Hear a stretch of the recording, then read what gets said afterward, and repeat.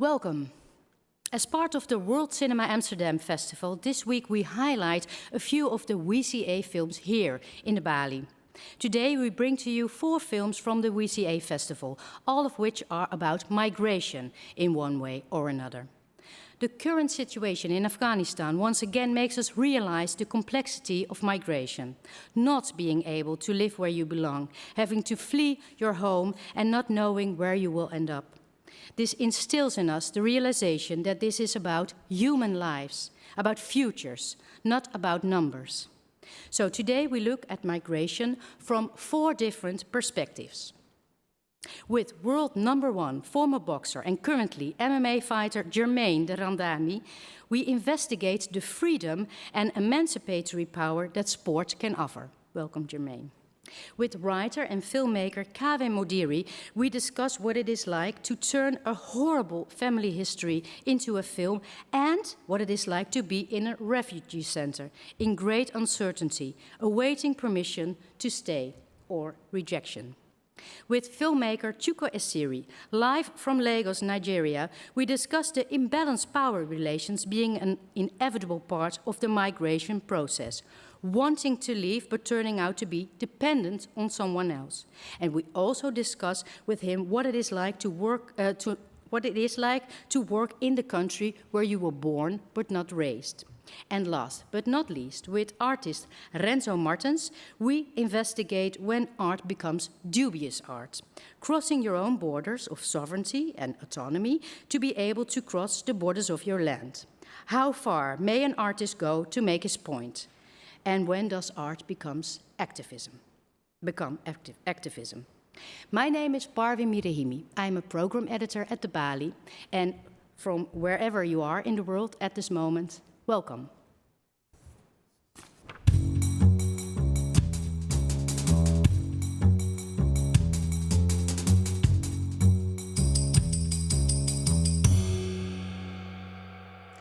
So, welcome Kaweh Modiri. You are our first guest. We will talk about the film Ensilumi, a story of an Iranian refugee family in Finland waiting for the decision of whether or not they'll be granted an official asylum status.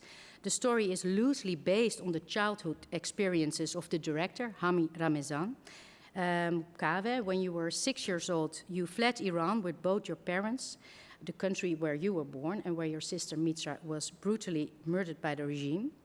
And later on in your working life, you have explored what it means to be different, an outsider, not to live where you were born and to build a life somewhere else. And you recently released the film and the book, Mitra, about your sister's death. So you are familiar with creating art about your own family history. And Ramezan did the same in his film Ensilumi. Welcome. Can you describe to us what it is like to turn your own family history into a work of art, and how does one come to such a decision? It's a process of years, I find, to do that, because the things that make an impression on us in our personal life, for me as an artist and as a storyteller, those things stay in my mind, and they shape in my mind over a course of time. But to be able to work with it as a story and the fundamentals for a story, I need also the distance to work with it as fiction, really, to see them as characters and not necessarily have it one-on-one match reality. That's what makes it sort of become more than just what is just the personal, how it gets more meaning than that. So it is, I find the process of it very important, the process of time and really filtering out what makes a story special, what makes a story singular and unique. Thank you. Let's first watch a clip from Ensilumi and then we will talk more. Ensilumi. Eirik. Vettä ja hiilidioksidia. Hyvä. Just oikein. Hei, sit ottakaa tehtäväkirjat esille ja sivu 10. Sivut 10 ja 11.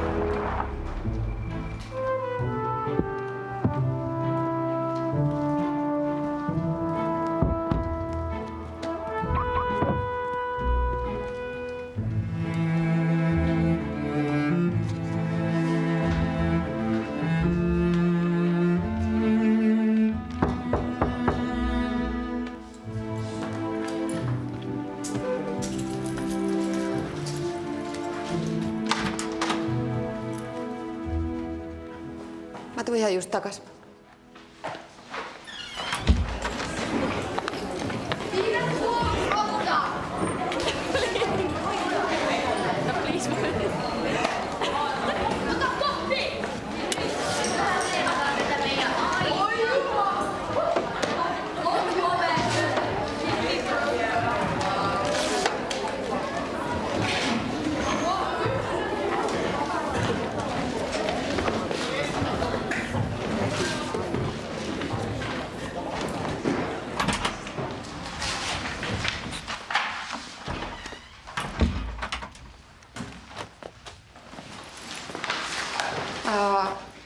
Ahmed, sua tarvitaan vastaanottokeskuksessa. Pakkaatko sun repun? Sut saatetaan sun vanhempien luokse. Ja muistathan tehdä huomisen läksyt. Kappale 3, sivut 16 ja 19.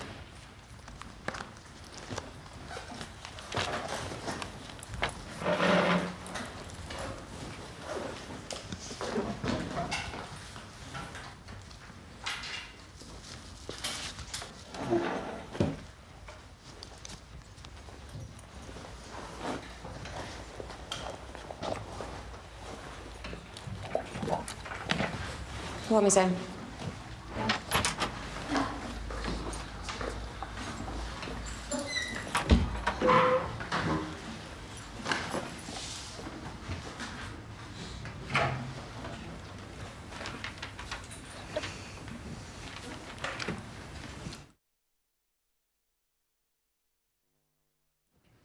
Yes. Such bright light. In the film Ensilumi, we see children, 2 children in particular, who had to leave their homeland, Iran, at a young age and had to take root in a completely different place. You can talk about this from your own experience. What does it do to a child to be taken away and put somewhere else? For a large extent, I find it goes quite naturally as a child, and that's also, really nicely done in this film. You see that they speak Finnish, and in a way, they are quite fast rooted themselves. But of course, you see a family that is not rooted yet, and the children also experience that, and they also experience the fear of not being able to stay there through their parents. You see in the clip. Exactly, which is like sort of what is going to happen later on in the film, the threat of it. And there is a certain tension in that, because on the one hand it's very automatic that you learn the language, you find friends, you feel sort of at home in a new place much quicker than a grown-up person would, and at the same time you do experience the sense of trauma, the sense of fear that your parents obviously experience. Can you sketch a little of your situation, of your own family when you came to the Netherlands? Well, coming to the Netherlands for us was slightly different because we came as invited refugees, so we didn't have to wait for asylum. We were invited. That was because of the situation. Yes, so we were invited through the United Nations. But before we came here, we lived in Istanbul for 9 months, and that was the period where we had no idea if we were going to get asylum in any country, where we would get asylum. So my dad was teaching me English because he thought we would be going to Canada, and there is a huge uncertainty. And meanwhile, I was speaking Turkish. I felt, at home there. I wasn't going to school, but so that period of uncertainty I really remember well. And at the same time, for me as a child, it was so adventurous. I enjoyed that period so much because, instead of all the normal routines, we would go for long walks in this beautiful city, and every little thing we were doing was a great adventure. Whether we were going to the market to buy the smallest fish there and come and make them, or go for long walks along the historic bits of Istanbul. There was a huge bit of excitement and adventure for it. So for me, actually, when we came here and we moved to a small town in the Netherlands, in Amersfoort, where everything at 5 o'clock, died, and on Sundays was shut, that was the hard part. Yeah. But of course, for my parents, it was very different, because will we get invited? Will we get a chance? Because there was also lots of people there who were there for years and in the end had to go back to Iran. Like we see in the film. Exactly. Yeah. So you were a little like the little girl we see in the film. Exactly. The youngest daughter, yes, who is so full of life, and she doesn't really realize what's happening. Yeah. Is this, you think, the ultimate work of art, to make a piece about your own family history?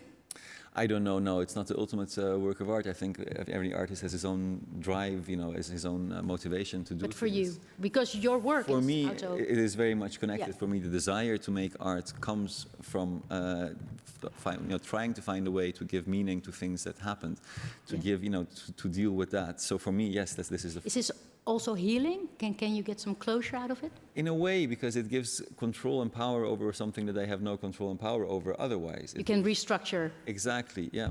Yeah. Yeah. And you made the film Mitra about your sister. How's that? How did that work out? Because you also made a book about it. You made the film. Is there some closure there, or will you continue With making art about your own family history?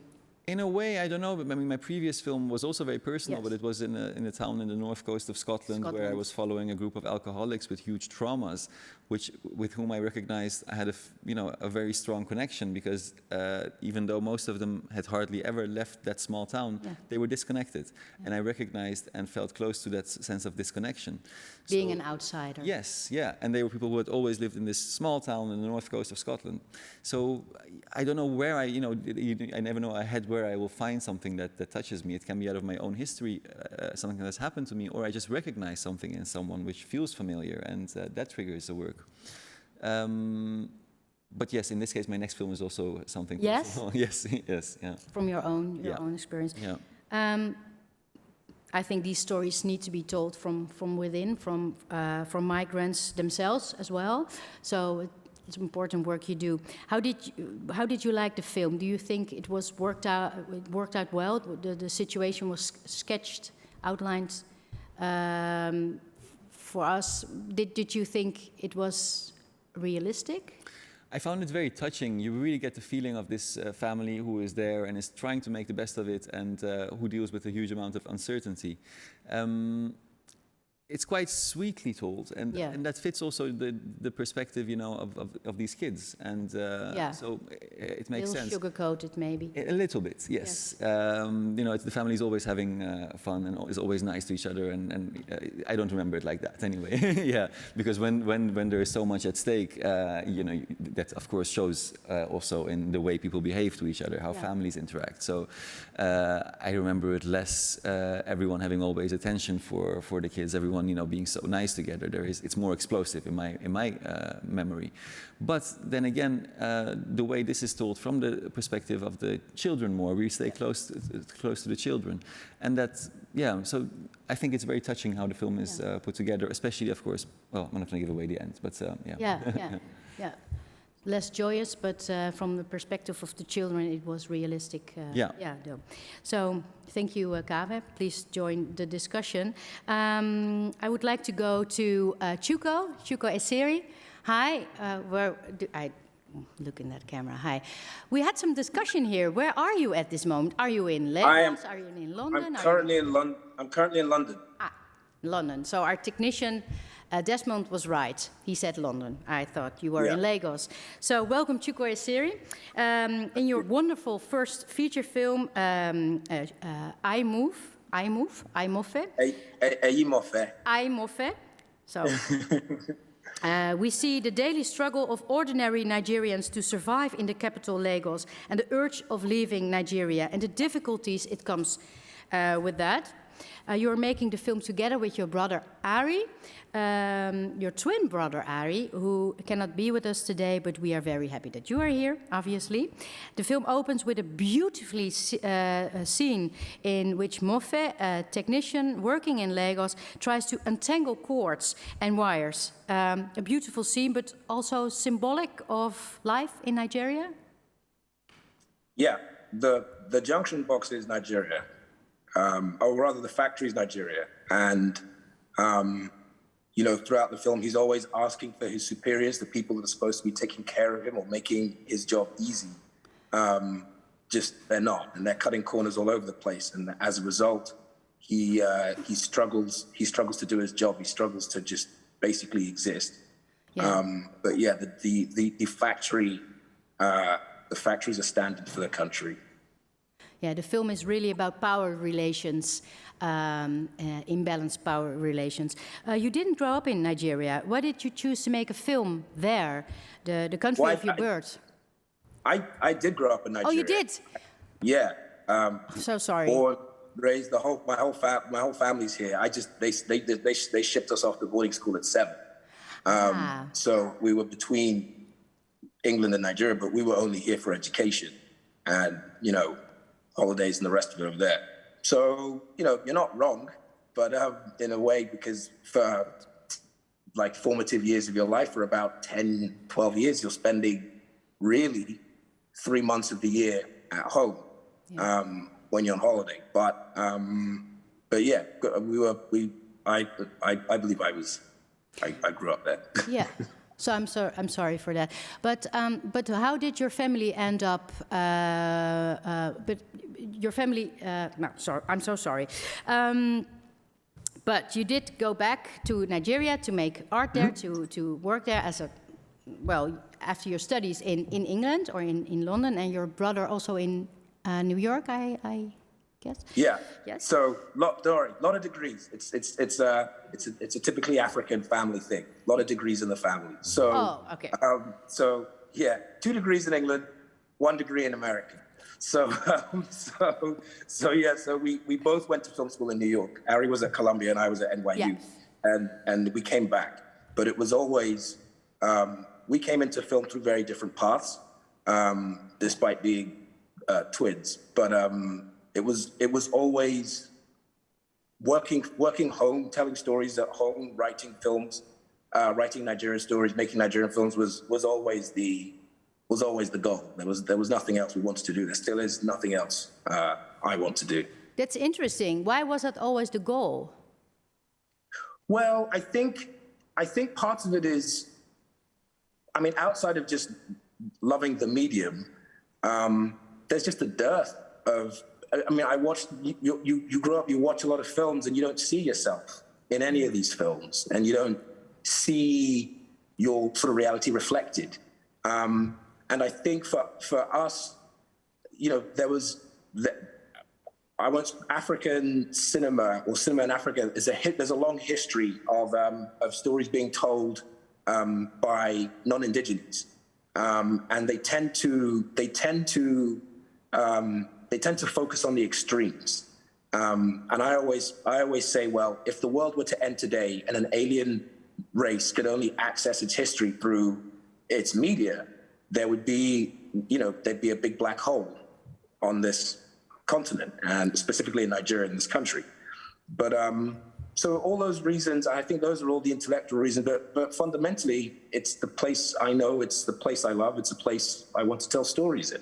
Yeah, and these stories need to be told from within. Let's watch a clip first, and then we will talk more about Eyimofe. Let me ask you, do you think I'm a mugu? No. That all you need from me is just help. When you need money, that's when you come to me, Abi? Mr. Vincent, I'm sorry for everything that I did, but I've tried everything. I cannot raise her hospital bills, and I don't want anything to happen to her, please. So now you remember Mr. Vincent Mugu, the one that you can always collect money from and treat anyhow, like some piece of dirt on the street, Abi?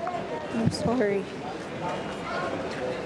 Mr. Vincent, please, for the sake of God, please, if you don't do it for me, do it for Grace. Just borrow me. In fact, don't touch me. Borrow me and I'll pay you back. See, let me tell you something. I can always help you. It's not about the money. But when you start to feel as if I'm nothing, I'm not a human being because you found somebody else, and then you started to treat me anyhow. Now you've come for help. I'm sorry. So Grace is in the hospital. Good morning. Hi, morning. Yes. There's a problem now. It's supposed to be 30,000. Oh, we have to give her blood, yes. Blood? For what? Why? Where's my sister? Can I see my sister? Calm down. Let me call the doctor.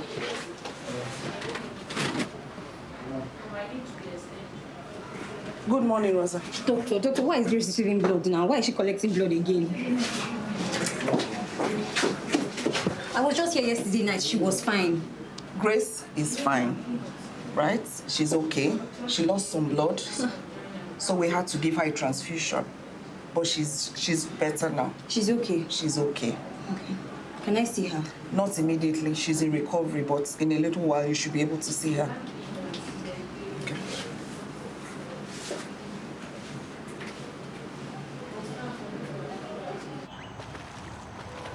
Luciano, per favore, stai attento.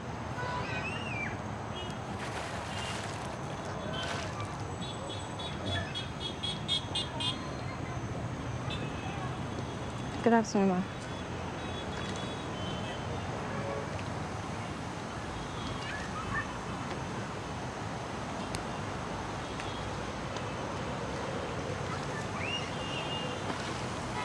After all the time and money that I wasted on you. Sorry, ma. How about sorry? You have a problem. Sit down. Thank you, ma.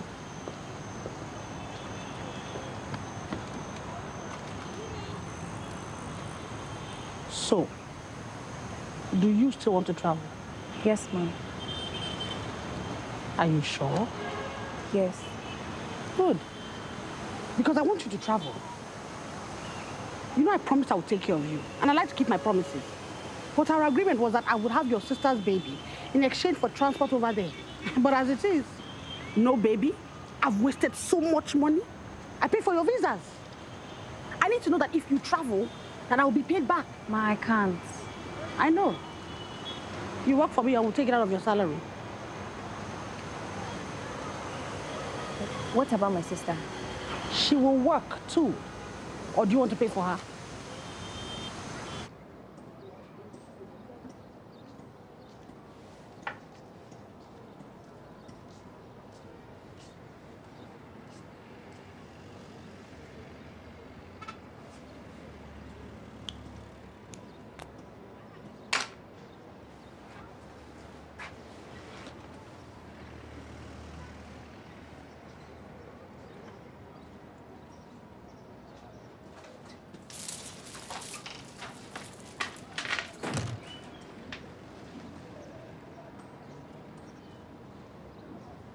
The most important thing is the positive demonstration that one set of people cannot just continue to behave as if others have no rights to exist. Well, Mr. Manager, Yeah. if these are the facts of the case, then I can say forget it. Come in. Yes. Hey. Hey, what can I offer you? Nothing, I'm fine, thank you. I mean, I wish you called. I would have arranged the whole place. Sorry, sit down. It's okay. Yeah. Mr. Vincent, if I marry you, you have to promise to take care of my family.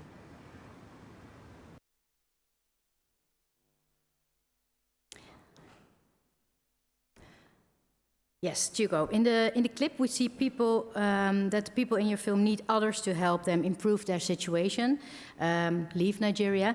Can you tell a little bit about what we see in the film? What are these stories? Can you tell a little bit more about them? Fundamentally, for me, I think these are the stories of the ordinary Nigerian. Yeah. We joke quite tragically that the Nigerian dream is to leave. So, you know, it's a function of the country pushing its people out, and by not, everybody has a right to live the best life that they can possibly live, and unfortunately, for just a plethora of reasons in Nigeria, the nation makes it very, very difficult for people to live and to thrive and to have the best possible life. What are a few of the problems the ordinary Nigerian faces? Well, it's not actually, it's every Nigerian. Obviously, because of the dynamics, the most vulnerable are more exposed to it. But, you know, there's terrible healthcare. We don't have power 24/7. Like power cuts has been, like, you know, it's been like a memory of mine since we were kids. I think that's why we ended up as filmmakers, because when we were younger, we spent a lot of our time just outside making up worlds and making up stories, because there's nothing to do. You don't watch TV or any of those things. That's a big theme in your film as well. The power cuts are a big theme in the film. You made that beautiful story about that in the film. Go on, please. I'm sorry. But yeah, it's just really hard. I can't. We have no infrastructure. We have no structure. We have nothing. Every house is its own fiefdom. You generate your own power. Yeah. You pump your water. It's just basically that. And it's progressively been getting worse.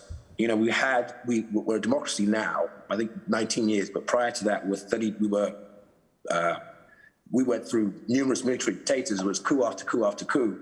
And what happens is, the new dictator comes in and they want to do something, they slash it all, and then another dictator comes in and they change it up. It's sort of like a strange thing, because you have African nations where you have like lifetime presidents, right? You've got, you have nations where you've got the president's been there for like 36 years, the dictatorship and the rest of it. It was very different in Nigeria, where it was always one coup after another. So it was never ever stable. And these successive military governments slowly eroded all the things, institutions. A military government can only survive if there are no institutions. And so they slowly eroded all those institutions to the point where now we're a democracy. We have no institutions, no strong institutions, and that's really the weakness. I think in the country, that's the problem. We don't really have a backbone. The judiciary is a disaster, healthcare is a disaster, education is a disaster.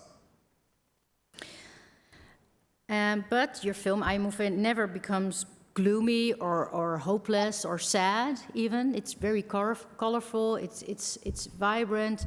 How did you prevent the film from becoming gloomy or heavy but it's still critical? How did you do that? Because it's a really joyous film. It's beautiful. It's full of life and also hope. Because I think that's what we are as a people. Yeah. We have we always say manejam, which is like, just make do. So it's just like it's like manejam culture. It's like cars only got 3 wheels, manejam, and then you just sort of find a way to get what you need done. And just as a people, we're very communal.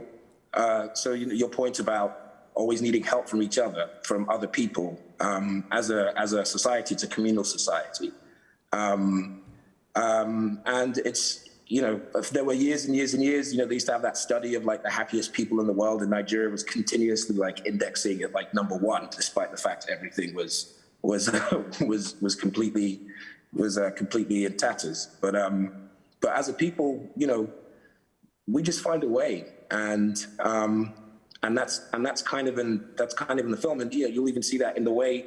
So like Rosa, for example, takes a lot of pride in the way she looks and the way she dresses and this sort of stuff, and we find these small places to find joy, and I actually think life is not always miserable, and then we also have a very popular saying, idiom in Nigeria. We say no condition is permanent. Yes. So I think that's really just a function of the people, that what you see there in terms of it not being gloomy and in terms of it being hopeful. That's sort of who we are. But also they are hopeful because they try to leave. We see a couple of people in your film who, like Rosa and Mofe, who try to get away, have another perspective, leave. They need other people to get them visa, to get them money, to get them transport.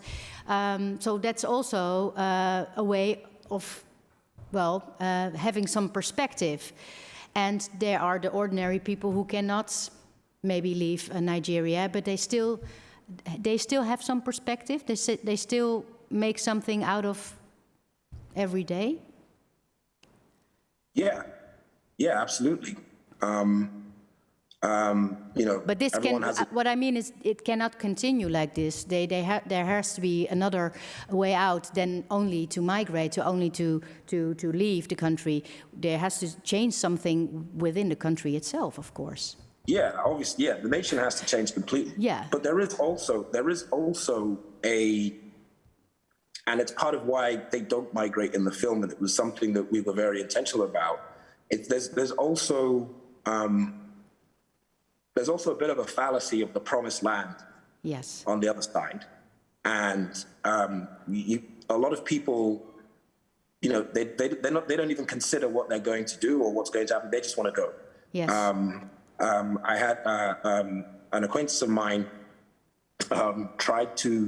he snuck onto a ship trying to get to Italy. He got to Italy and he was miserable, very lonely, culture shock. And then the people that he was supposed to lean on to help, that were supposed to help him, were exploiting him and taking advantage. Because what you come to realize is that a lot of individuals that are outside, that are in these places, are also desperate, even though it is ostensibly better. But he was miserable, had a horrible time. He came back very, very shortly, having gone, and he ended up setting up these viewing centers where people go watch football games, and now he's like upper class Nigerian. Like he set up these viewing centers in his village, and now he has like a franchise, and he's done it. So sometimes, it's the idea of like, I just got to get abroad and everything will be okay. But there's a lot that goes into it at the other end that I think, particularly with young Nigerians, it's like it's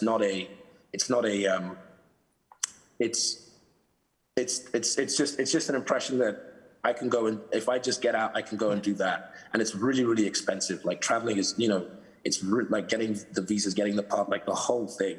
And a lot of the time it's sort of like with my friend, he was like, man, I really wish I had, like, all the money I spent, like his entire savings, just trying, bribing this captain so he could get onto the ship. He was just like, he'd wished he had thought about doing something with it or investing and starting his business earlier, but it was just a function of being forced to face the nation. Yes. And he found a way. And this story is replicated, hundreds of thousands. This story is about so many people. So there are all these tales of individuals that found something to do or started something, in spite of the country's issues. Yeah. So that's one of the reasons Mofe and also Rosa, they don't leave Nigeria, they stay, and we don't know what happens to them. Maybe they make a way, make a living, find a better future for them within the country. Thank you so much, Chuko. Please enjoy the discussion. I would like to go to Germaine the Randamie.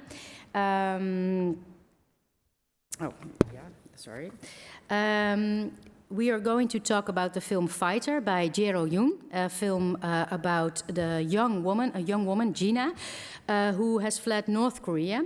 She works day and night in all kinds of jobs and eventually ends up in the boxing ring. How did you end up in the boxing ring? You were quite young. Yeah, I was quite young when I started, but during my career, I did all kinds of jobs that she did too. I was cleaning toilets in bars and, spend all nights in bars doing security jobs just to follow my dream and, become the best or, just like, make something out of life and do whatever makes you happy and something you feel comfortable with. Yeah. So you got to do what you got to do to make it over there. So we're going to talk about that a lot. Let's watch a short clip from Fighter, Jeró Yun.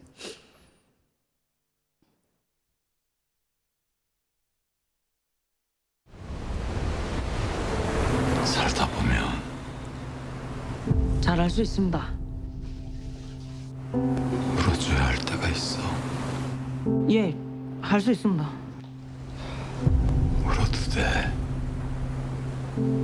내 이름은 리시나다. 한국에서 흔히 말하는 탈북자다.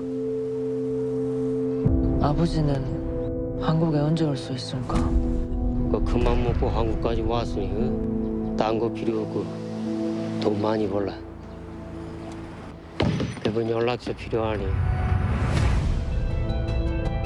그냥 잊고 사는 거에 더 편할 수도 있어.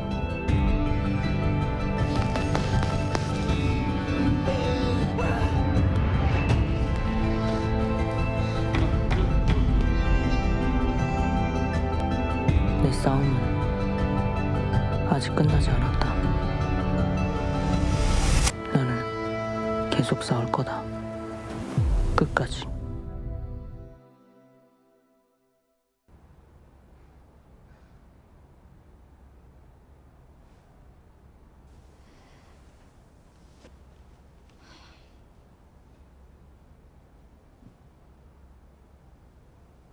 내가 얘기 하나 해줄까? 한 소녀가 있었어. 어느 시골 마을에서 태어난 소녀는 풍족하진 않지만 부족하지도 않은 평범한 가정에서 자랐어. 그런 소녀한테 친구가 한 명 있었는데 소녀의 친구는 지긋지긋한 시골 생활을 벗어나고 싶어 했지. 도시로 가면 훨씬 더 자유롭고 훨씬 더 풍족하게 살 수 있을 거라고 말했지. 도시로 가면 돈도 많이 벌고 새로운 경험도 할 수 있을 거라고. 결국 소녀는 친구를 따라 집을 나섰어. 다시 돌아올 거라고 가족들하고 약속을 했지만 결국 두 소녀는 길을 잃게 되지. 두 소녀는 길을 잃고 헤매고 다니다가 뒤를 돌아봤지만 되돌아가기에는 이미 늦어버린 거야.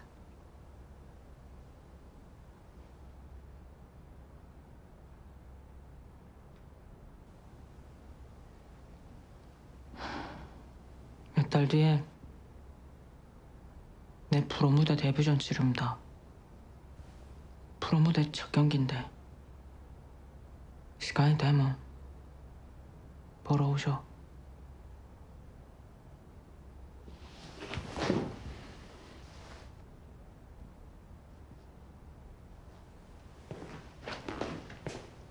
진아야.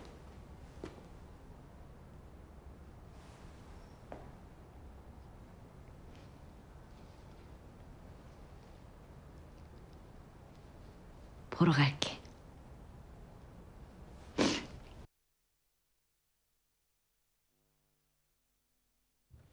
Yes, after a while working in the gym, she has been noticed as a boxing talent, and she will eventually fight her first boxing match after a few months of training. Do you think, Germaine, martial arts are a category of sports that make everyone equal, offers everyone a chance? And if so, why do you think that is? It absolutely gives us everybody a chance. Yeah, I mean, if I see it myself right now, everybody that walks in the gym, it's all different kinds of people. Fighting is a very individual sport at the same time, but it's also a team sport, I believe, because without other people, you cannot be the fighter you want to be. Fighting is for everybody because fighting is something that comes from deep down inside. Every day, if you look at the evolution of life, we fight. We fight diseases, we fight different things. We fight mental battles in our lives to become a different person or to become a better person or a happier person. Or we fight battles every day. And that's what fighting is also. But now you're fighting with all the demons that are within your body.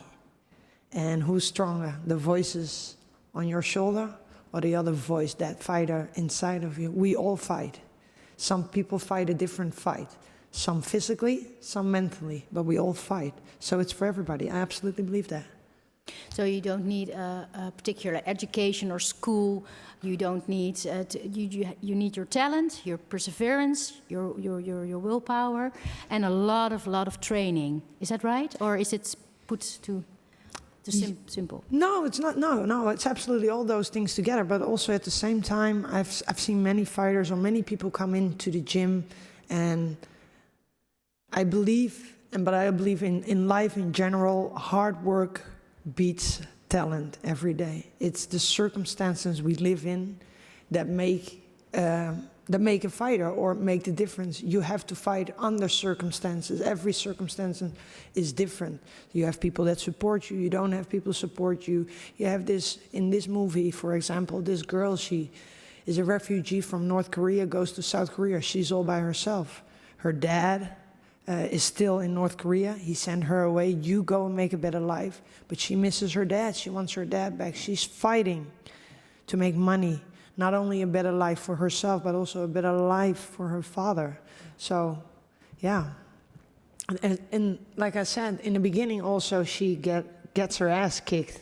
Yeah. But she finds within herself the strength to overcome everything. And that's where it's not exactly shown that she has so much talent, but it's been shown that she has so much strength and fighting within her soul. And that will make the difference eventually. No matter what she does in life, it shows she's willing to give up everything, to sacrifice everything to get where she wants to go. And that is eventually, in her case, getting her dad there and seeing her mom. Yeah.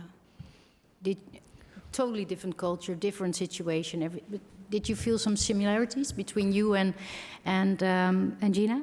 Yeah, definitely. There were moments in the movie you know you recognize. So there comes a moment in the movie because her mom we saw earlier in the clip, that was her mom. Her mom abandoned her. Yeah. The mom was telling the story the way she left. Yeah. So she met her mom, and the moment so she and her mom got separated. Okay, I saw you. Now it's good. I move on. Yeah. You could see the hurt in her. And the moment her mom unexpectedly walks into the gym when she's having a boxing match, she has one just a blink moment of eye contact with her mom. And that moment completely mentally blocked her. At that moment, of course we don't know what's going on, but at that moment she gave up. She lost the mental battle. She got knocked down. And that is a very reckonable moment when she lays on the ground. She looks her mom in the eyes. She's not rocked or anything. She looks her mom in the eyes, and I can see in that moment she's giving up. We as fighters, we hit that moment. I hit that moment. I remember that 2 years ago I was fighting for the world title against the only girl I lost to. And was that Nunez? Yes. So we hit the first round, and she took me down, and she was sitting almost on top of me, raining down punches on me. And at that very moment, and it was very recognizable moment, because she looked at the girl, she looked at her mom, and she wanted to give up. Yeah. She wanted to feel. I think she wanted her mom to feel the pain she's feeling, being helpless there on the ground.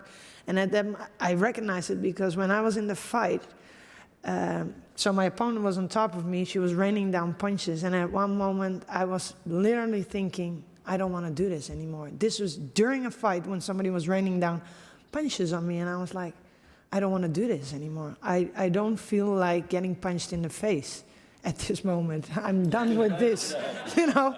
Not only because I get punched in the face, but I mean, I just wanted to give up for a slight second. And then I realized, snap out of it, you gotta fight. But I believe, because the other day I saw an interview with another fighter, and I believe every fighter hits that point one time, that they just wanna give up. And they will give up at some points. And that's okay to give up, to give in to all the emotions you feel. And it's just about how do you get back up after you get knocked down. And that is exactly what happened in this movie. She gave up. Her mom and they both felt the pain. She doesn't want to feel this feeling anymore. So she got back up, and she came back so much stronger. Yeah. And that's what fighting also do. It decides what happens to you next. What's going to happen to you next in life? And that's, I believe, honestly, I believe in general, we all get that moment when we get knocked down, we just want to give up and be like, I'm done with this. Yeah. It's not working. This is not my cup of tea. I'm done with this. It can be in life, it can be in a relationship, it can be a job you love to do. But you only have that feeling when you're so passionate and you have so much love for what you're doing. Yeah. But I believe we all will feel that moment. Yeah. One time in life, I just want to give up.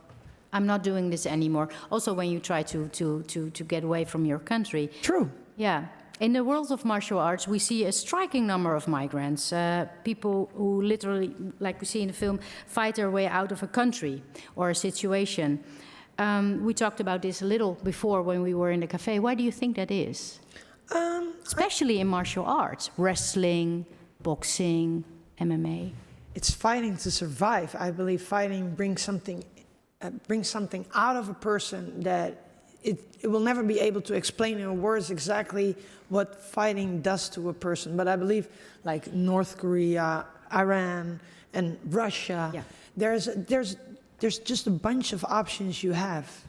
There's no middle, there's no silver lining, there's no middle way. It's either you're gonna be alcoholic, drug abuser, poor, or you're gonna be successful. And if you look at those countries also, you see a lot of people starting at a very, very young age. They've been trained very, very hard. So I honestly believe it's like there is no other option. It's either you succeed or you don't succeed. And here, like in Europe or in the United States, we have so many more options to survive or to make something out of life. They have less options. They are also mentally so strong because they honestly believe this is my way out. My way out for success, my way out to make some money, to provide for my family. There's no other way than that way. They fight. I think it was really interesting that you used the word love before, because I really recognize that from following also. And yeah, you can really see the way someone gets into fighting. Probably there is lots of anger and fighting your way up, fighting for a better future, as you say. But then the dedication that it takes from then on to continue doing it and to really perfectionize your skills, that's love, I think, and that's what makes it beautiful. Yeah, you have to, but you have to feel love for the things you do. If you make a movie, you have to feel what I believe, honestly, I don't know because I don't make movies, but you have to feel the love for what you want to show the world, what you want to give to the people. If you don't love what you do, you will never get the result that somebody gets that does it with so much passion and love. I've been fighting now for about 23 years almost. Wow. And I don't care about money. I don't like money. I always hoped that I was, if I could choose, I would want to live in a time where we would trade still, because money changes people, and I just don't like that. But I've never been in this sport to make money or become rich or become. But there is a lot of money in your rankings, in your high division where you are. Honestly, there's a lot of money. There's a lot. You can make a lot. So you can get free by that. Some people can buy themselves another life. Absolutely, absolutely. But you see a lot of influencers, also people coming from countries like Nigeria, Iran. But you always see, though, they will go back to their home country. Yeah. They will try and help and stimulate and, help people to make a difference in life. So it's not like they only make money. They, like Chuko said, they will go back to Nigeria. There's a famous UFC fighter. He's a UFC champion right now, a heavyweight, Ngannou. He's from Nigeria. Do you know him, Chuko? Ngannou? Brilliant. I was thinking of Israel Adesanya and. True, also. Israel Adesanya and Kamaru Usman. And Ngannou, the heavyweight UFC champion. Oh, I didn't know he was Nigerian. Yeah, he's also Nigerian. Yeah, he's Nigerian. So he went back. Yeah, so when he went back to Nigeria after he got the world title, he went back to Nigeria because his family is still living in Nigeria, and he helped with the money he made, building water pumps so there's flowing water. So they will go back and they want to provide for their country. They want to show there's hope, there's more. They want to send a message. So it's not basically only making money and we're just fighting. There's so much more. You give so much more back to people. Yeah. So we can say that sport can change lives, can open doors that were closed, yeah, it absolutely gives can. more. Yeah. Let's talk about that with our fourth guest. Last but not least, Renzo Martens. We are going to talk about the film The Man Who Sold His Skin, directed by Kaouther Ben Hania. In the film, we see the young Syrian refugee Sam, who meets a world-famous artist in Lebanon and sees a way out of his situation and towards the love of his life, who is in Brussels. By having his back tattooed as a living work of art, the world visa is tattooed on his back, he will be able to cross the border and stay legally in Europe. But he pays a high price for it. Let's watch a clip first. What do you think? You're a genie? Jeffrey Godefroy turns worthless objects into works that cost millions and millions of dollars just by signing them. You want my soul? I want your back. جاني شغل بأوروبا. كتير منيح. شغل مع فنان تعرفت عليه هون. هو فيه يزبط لي الفيزا وكل شيء بس يعني أنا لسه ما. اللقي تعا. With my latest work, I am exploring a new realm. Now he can travel around the world.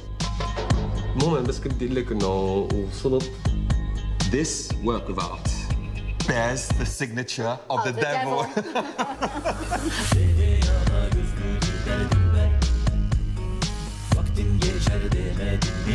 هذا شغلك يا سن؟ فيني أسألك ليش جوزتيني؟ المفروض أنا وياكي نقلب صفحة يعني. 4 million, ladies and gentlemen. You're a free man, Sam.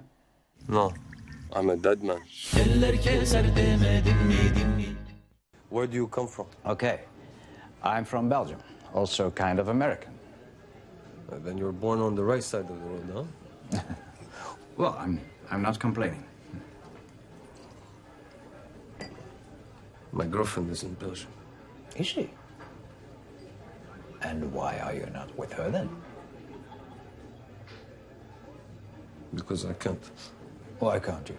Because I can't. I just can't. You can. Me, I can't. Okay? You go to the airport, you pick any place that you want to travel to, and khalas. That's a nice energy you got there. It suits you. You look very angry, huh? Of course I'm angry. You're an angry young man. Yes, I'm an angry young man. Of course I'm an angry young man. Wouldn't you be angry? I'm stuck here and I can't visit my girlfriend. And she cannot come over here to visit you? No, she can't. I need to go there to rescue her from a monster. But I don't have a horse.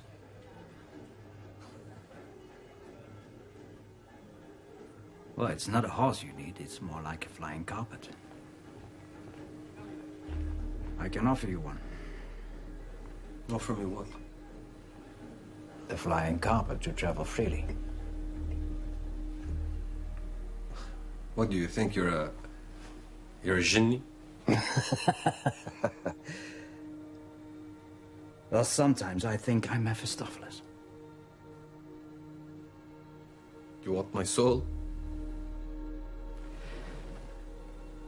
I want your back.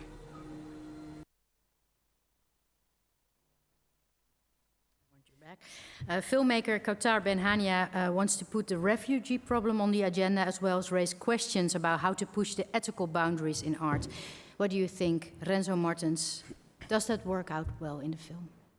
Oh, that's a very direct question. Does it work out? I have to tell you whether I liked it or not. Well, let's put it another way. How did you find the film? It certainly has a lot of good ideas in it. I don't know the filmmakers personally, so I don't know whether it's their 10th film or 5th or how big the stakes were. I think it could be even a lot better than it is. But certainly there are many interesting ideas. One of the things that happens is that it juxtaposes people in very dire situations. For example, this guy, Sam, who's in Syria, obviously it starts in 2011. It's a disaster zone. He wants to get out. On top of that, his love interest has moved out through some relationship she has. And all of this, let's say, these dire circumstances are equated with, let's say, the privilege and the prestige and the stupidity of the art world. And so this artist guy offers to tattoo a visa, a Schengen visa, on his back, which will then serve as this magic carpet to fly all over the world. So that's a nice, we know if you have a visa, you can travel across the world. If you have money, you can travel across the world. And this is something that relatively few people around the world have access to. Most people, of course, cannot travel, will never get a visa. And what the artist proposes is, I will turn you into a commodity. Your body will become a commodity, because we know that commodities do travel across the world without any visa. Yeah, he said, life is worthless. I made someone into a canvas, a commodity. We live in a very dark era in this time. The circulation of commodities is much freer than the circulation of human beings, thus transforming him into some kind of merchandise according to the codes of our time. He will recover his freedom and humanity. Please continue. Yeah, so there is this Congolese scholar, thinker. He lives here in the Netherlands, Alphonse Muambi, and he has recently suggested that we should indeed close all the borders between Europe and Africa. No more migration, he says. Let's stop it. But also no more migration of commodities. That will mean no more petrol, no more hagelslag, no more chocolate, no more uranium, no more coltan. Let's see who will win this race of no more circulation. It's an interesting take. Of course, Alphonse's projection is that the Netherlands will suffer much, much, much more than, for example, Congo or Nigeria or Syria, indeed. So anyway, it plays around with these ideas really nicely. What to me, I am an artist. What I don't think is very realistic within the film is the way the art world is portrayed. It's indeed reduced to this play zone for stupid white rich people. There's one black guy in it too, but mostly stupid white rich people. And I think it doesn't do justice to the fact that in the art world, many people really do have progressive ideas and want to use the art world to make those happen. Certainly there's some cynicism in any type of world, but to use the art world as a scapegoat in which everything that is bad around this planet is kind of concentrated, I don't find that very convincing. And also, the bigger point is, it uses the art world as a scapegoat. You could also use the film world as a scapegoat. There's no problem with that. It's not really critical. It doesn't do that. No. And that, par excellence, so I don't know what the word is in English here, but that's exactly what visual arts can do. It's really think through the forms and the language of its own existence, right? Think an art world is an object that thinks about itself in a way. We like that about art, that it's self-referential, that this glass, if it were an artwork, it would be thinking, what is it to be a glass? Now, this film likes to think about, the art world is corrupt. It doesn't put any effort. It doesn't seem to put any effort in thinking whether or not the film world may also be equally corrupt or not. So that's my little takedown on this film. Yeah, it's beautiful. And twice, you yourself have caused a lot of commotion inside and outside the art world with your works of art, with your film Enjoy Poverty, but also last year with the White Cube Museum in Congo. You are an artist, and with your art you put social problems on the agenda. How do you find the balance between the grandeur of a work of art and the message you clearly want to put on the agenda? Well, God. So in this film, White Cube, that you mentioned, it came out last year indeed. Yes.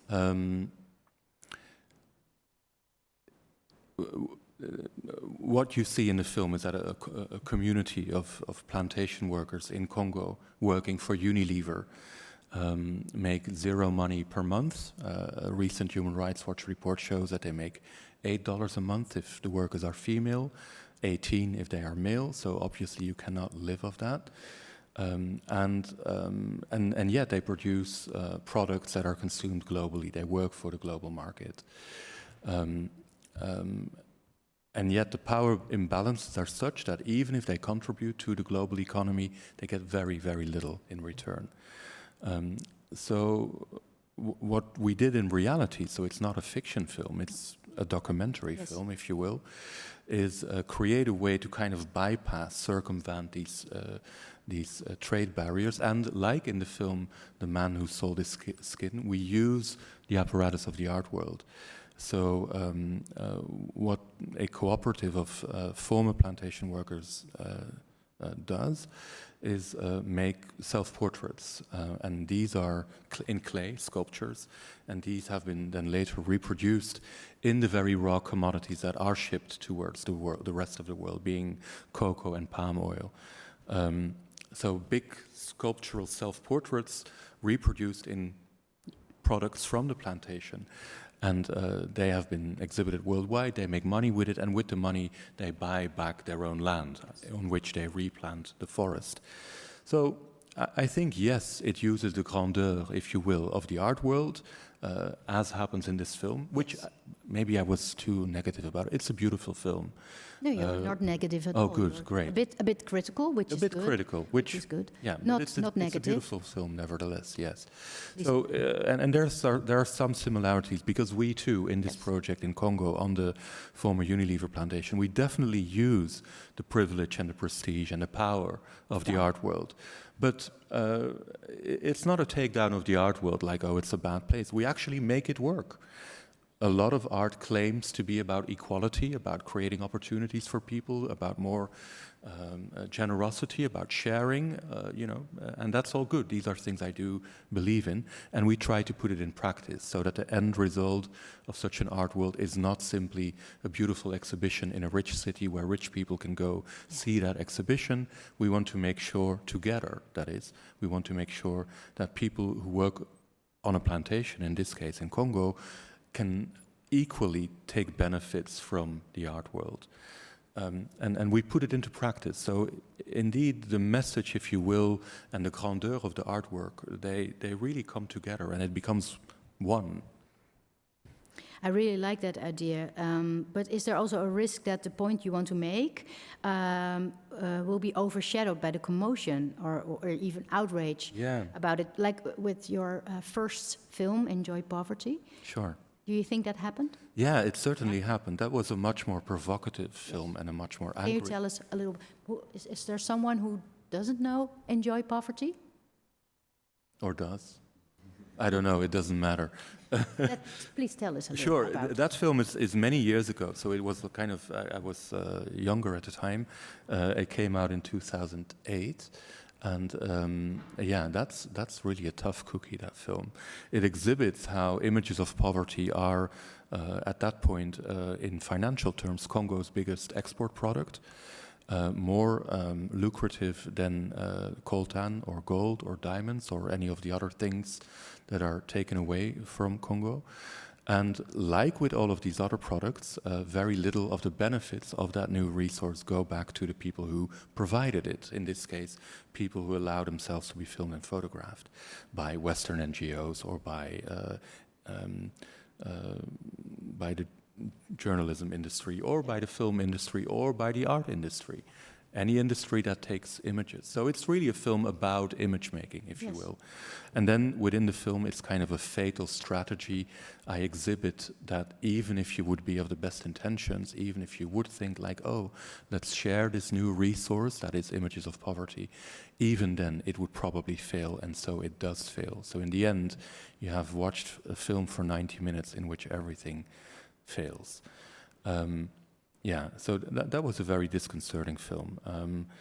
I think my sincere belief and the love, if I may go back to you, is that, and I really admired so much everything you said, by the way, and we're in a different field of action, but everything you say rings truth to me. I wanted to exhibit how fucked up it all is, and I did. Yes. I did. And so many people will say, you're the guy that showed that everything is fucked up, and you yourself, you're the biggest fuck-upper. And yes, I was. I was. There's no way around it. There was. Did you make your point? Sure, Germaine, yes. of course. Where's your connection with Congo comes from? I heard your earlier movie comes from Congo, your last movie also Congo. Where's the connection with Congo coming from? That's a really good question. Renzo. Yeah, that is a great question. So I'm a white Dutch middle-class guy. There is no connection in that way. I don't have any drop, as I know. I mean, we all come from Africa, obviously, but many generations. But so let's say within the cultural demarcations that we've set up now, I'm Dutch, white, middle-class, heterosexual, etc. But I think we are all very much connected with Congo and with pretty much any place on the globe. And in the case of Congo, it's easy. I'm a child of Unilever. I grew up with Pampers. I ate Kaweh pindakaas, and don't we all? If we would have followed the example that Alphonse Muambi, my Congolese friend, then of course I would have never eaten pindakaas. I wouldn't have had diapers. I wouldn't have had shampoo. All of this comes from products extracted from in this case, Congo. So we are completely connected. And I think there is a big case to be made. And and I think this was an earlier remark also, that indeed films about the African continent have been made by the non-indigenous, that is mostly by white, Western male men. This is a fact. And of course, it's long overdue and completely necessary that it's not white male filmmakers who can tell the world what Africa is. I only try to take responsibility for what it is I am in this world, and that's a child of a completely fucked up, disbalanced economic relationship. I try to take responsibility for that by making these films. Yes. If I would leave that for Unilever, I know what the result is going to be. It's going to be $8 a month for women working on plantations.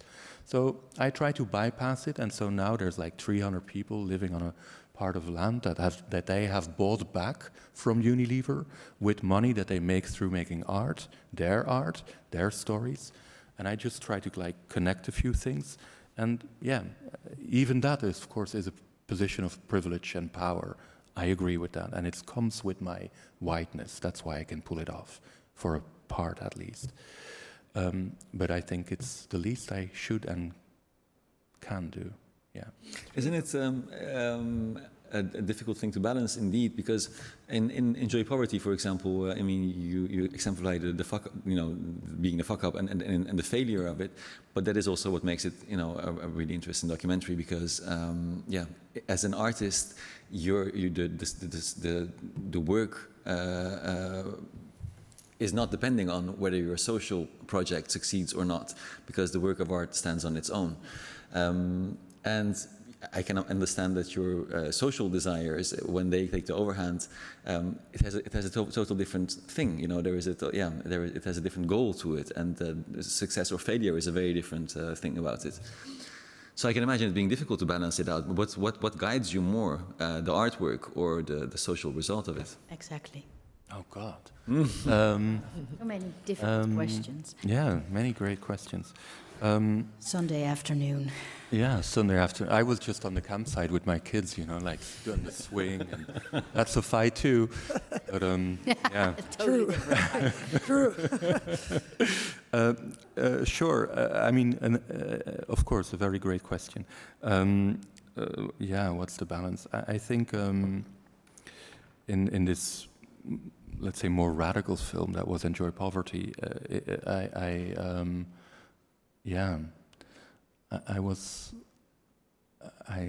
I did everything I could to win it over artistically.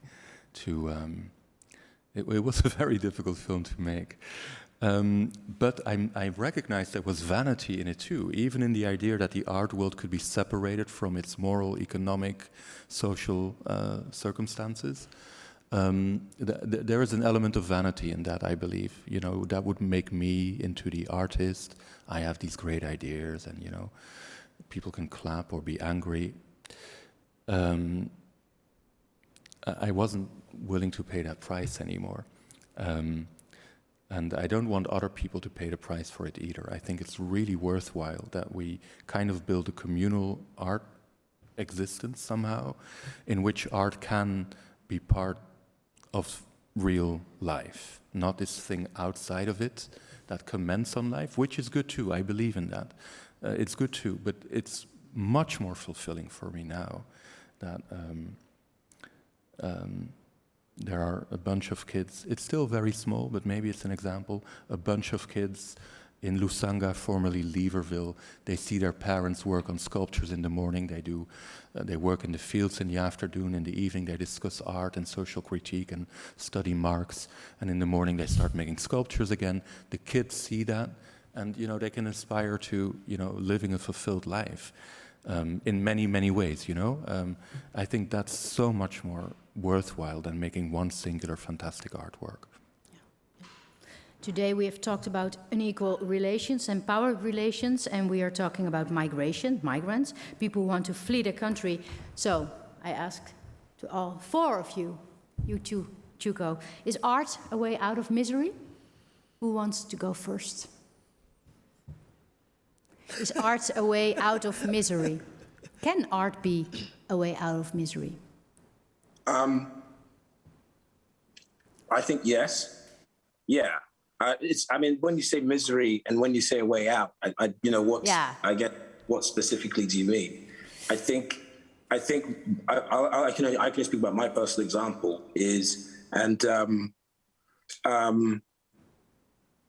sorry, is it Kaweh? Kaweh, yeah. Kaweh, sorry, yeah. He said a thing about creating in order to control, and I completely agree with that. I think that's what art is, and me as a filmmaker, as a writer, it's to put order and control these things. And for me, I'm always in constant dialogue with my country. It's like a love-hate relationship. I love this place so much. I love the people so much, and they just make it difficult, man. And I think in writing stories and telling stories, and it's sort of like trying to order the disorder. And certainly for me, especially last year with the way it was, you know, the pandemic and the rest of it, everybody had their own story. I found a lot of joy in just writing. And not even writing a movie, I was just writing for myself. And I found a lot of joy in that. So in that respect, I think art can be a way out of misery, in sort of like personal, mental, psychological, whatever. I think it can be. And then also as a viewer, you know, we all have songs and films and books that have stayed with us forever and that have given us something. So yeah, I believe it can be. Yeah, we can look into each other's lives, and art and sports can change lives. Fighting is also a form of art. That's why they call it mixed martial arts. Yes, I believe it takes you partially, absolutely out of misery, because you're able to express your emotions. Yeah, and by expressing them, you are able to deal with them in any form you want to do it. So I believe, honestly, I agree with him. It helps you I don't believe it helps you completely out of your misery, but it helps you expose your emotions and the roller coaster you go through in life. Beautiful. You want to say something, Kaweh? I agree so much with what you said. It helps to articulate the misery. I don't think it's a way out of misery. I don't see it like that. But it helps to articulate whatever you're going through, the pain, the suffering, even the hopeless situations. Once you can articulate them, they feel empowering and you feel more in control. But it's also a way to talk about misery more than getting yourself out of misery per se. Yeah. And see each other's story, lives, situations. Renzo, Martens, can you elaborate on that? Sure, yes. Well, I agree with everything that has been said. I would like to add another layer. I think in the film that I was asked to comment upon, The Man Who Sold His Skin, yes, you see this clear juxtaposition between, let's say, a miserable situation and the privileged prestige of the art world and the money and the this and that. It's a certain type of art, obviously. It's a certain very... I think that it should be possible to use the art world not exclusively, not only as a place for reflection, for comment, for this, that. These are kind of the things that you said. We know for a fact that it is in and of itself a regenerative and redistributive system.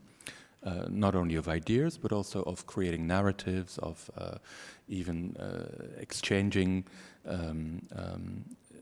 to build power, basically, to build networks and power. And art is used for that. It has always been used for that. It's still being used for that. I think the challenge is how to make sure that the redistributive agency that can reside within the art world can be redistributed also towards the people who are often only the subject of that art. For example, a Syrian refugee. Now, that film offers kind of a stark contrast, and it's not possible, and in the end it's only love between a man and a woman that can overcome it. I do believe that artistic critique on inequality can also really redress that inequality. That artistic critique on misery can really undo that misery. I think that's possible. I try to work on that. Beautiful. Thank you so much. Renzo, Martens, Chuko Esiri, who is in London at this moment, Germaine, the Randamie, and Kaweh Modiri. And, well, many thanks to you at home, via Zoom, at the table, here in the Balie, and all go see films at the WCA Festival in Rialto, and I see you next time. Thank you so much for watching.